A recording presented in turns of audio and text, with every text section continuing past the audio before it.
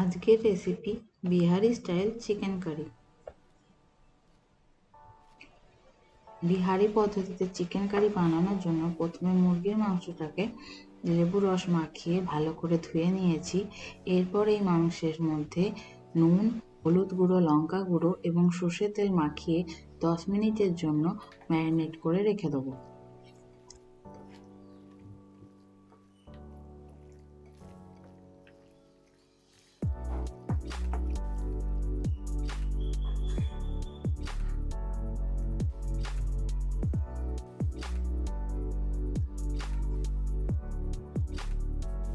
বিহারি পদ্ধতিতে মুরগির মাংস বানানোর সময় আমরা যতটা পরিমাণ মুরগির মাংস নেব তার অর্ধেক পরিমাণ পেঁয়াজ নেব এবং পেঁয়াজগুলোকে লম্বা লম্বি এবং পাতলা আকারে কেটে নেব।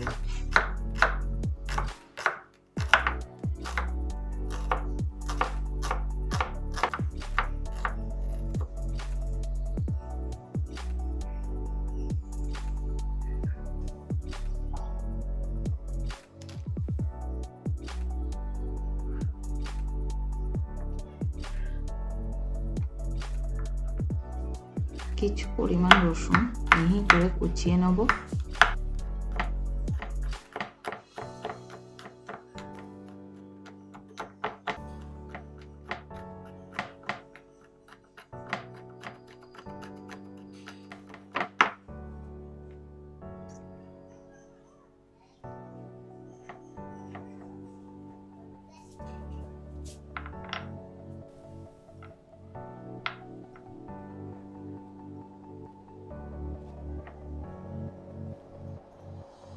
এখন এবার একটি মিক্সিং বলে গোটা ধনে, গোটা জিরে, গোটা শুকনো লঙ্কা, কাঁচা লঙ্কা, আদা, রসুন, গোলমরিচ, নুন এবং জল দিয়ে ভালো করে বেটে নেব। বিহারি পদ্ধতিতে চিকেন কারি বানানোর সময় আমরা কোনো মশলা গুঁড়ো ব্যবহার করব না, কারণ আমরা কম বেশি সবাই জেনে থাকি যে তাদের এই রান্নার স্বাদ এই গোটা মশলাকে বাটা থেকেই অন্যরকম হয়। সমস্ত মশলা খুব ভালো করে বাটা হয়ে গেছে।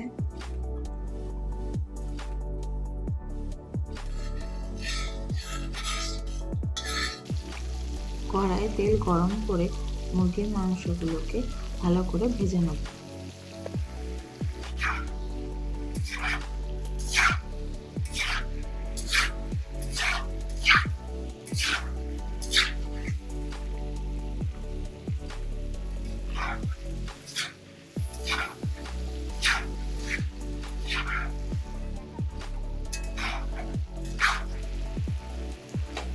মাংসগুলো ভালো করে ভাজা হয়ে গেছে। এখন এবার এগুলো কড়াই থেকে তুলে অন্য পাত্রে রেখে দেবো।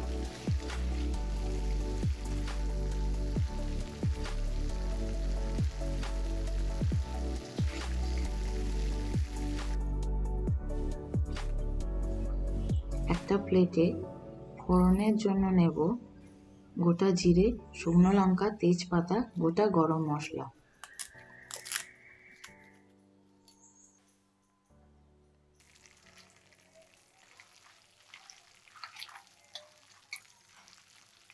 মুরগির মাংস ভাজার পর অবশিষ্ট তেলে ফোড়নটা দিয়ে দেবো এবং তার সাথে দেবো 3টে গোটা রসুন এবং কুচনো পেঁয়াজগুলো।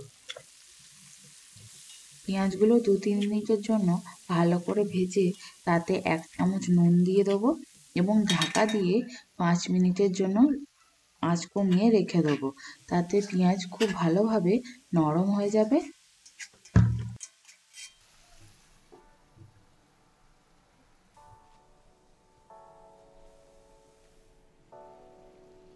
ঢাকা খুলে আঁচ বাড়িয়ে পেঁয়াজগুলোকে আরও কিছুক্ষণ ভাজবো, যতক্ষণ না পর্যন্ত পেঁয়াজের রং বাদামি হয়ে যায়।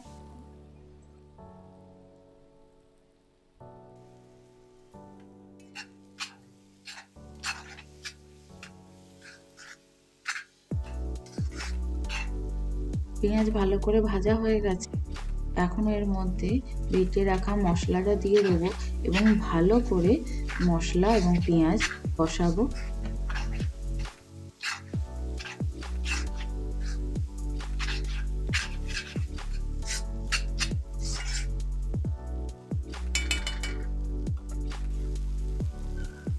পেঁয়াজের সাথে মশলা ভালো করে ভাজা হয়ে গেছে।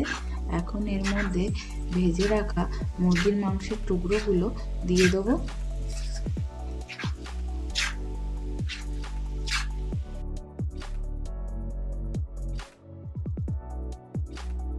মশলার সাথে মাংস ভালো করে কষিয়ে নিয়ে এর ওপর থেকে দেবো 1 চামচ কাশ্মীরি লঙ্কার গুঁড়ো এবং চিকেন মশলা, আর দেবো মশলার বাটি ধোয়ার জল, এবং মাংসটা আরও ভালো করে কিছুক্ষণ কষাবো।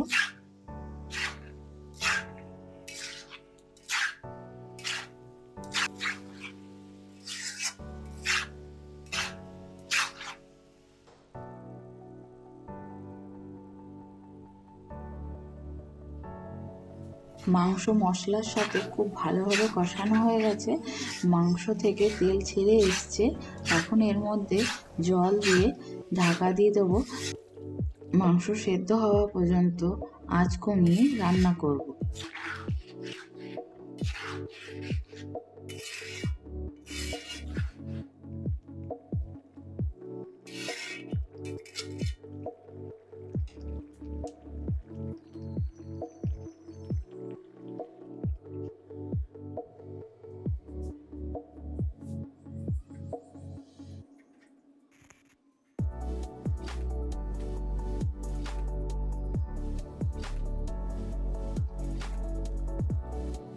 দশ মিনিট পর ঢাকা খুলে জোর আঁচে মাংসটাকে আরও 1-2 মিনিট ফুটিয়ে নেব, এবং মাংস খুব ভালোভাবে সেদ্ধ হয়ে গেছে।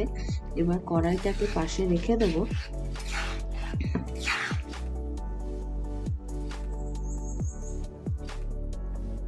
আমরা এটিকে ফোড়ন বললেও বিহারি ভাষায় এটিকে ছক বলে। একটি হাতার মধ্যে অল্প ঘি, 2টো শুকনো লঙ্কা, জিরে এবং রসুন কুচি দিয়ে ভালো করে গরম করে কড়াইয়ের মধ্যে দিয়ে ঢাকা দিয়ে রেখে দিতে হবে কিছুক্ষণের জন্য। এই ছক দেওয়ার পদ্ধতিও বিহারি মাংসের স্বাদ অন্য মাংসের তুলনায় অন্যরকম হয়ে থাকে।